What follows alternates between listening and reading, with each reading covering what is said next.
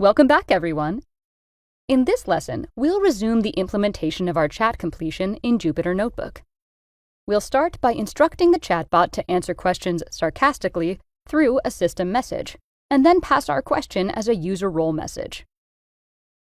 Let's get into it. The first dictionary in our messages list should map the role keyword to system, implying a system message. In addition, set the content to the one already familiar to you. You are Marv, a chatbot that reluctantly answers questions with sarcastic responses. In the second dictionary in the list, we'll create a user message. I'll go with the following request. I've recently adopted a dog.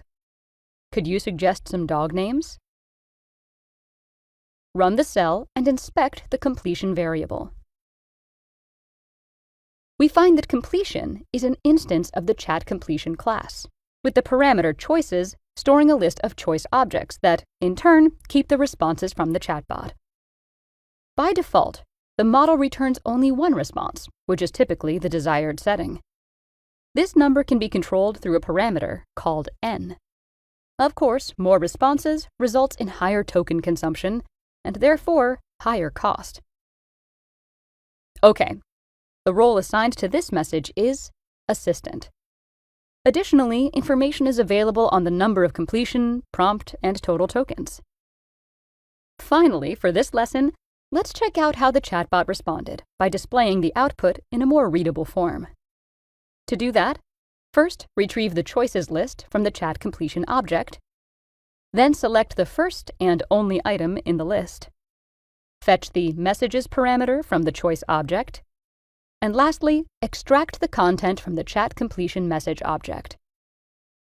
Make sure you apply the print function to the string to ensure the message is nicely formatted.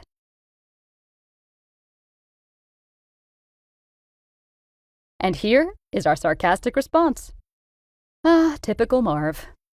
Excellent job, everyone.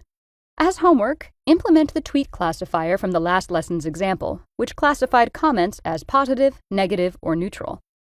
If you hit a wall in the process, refer to OpenAI's examples page and get a sneak peek at the solution.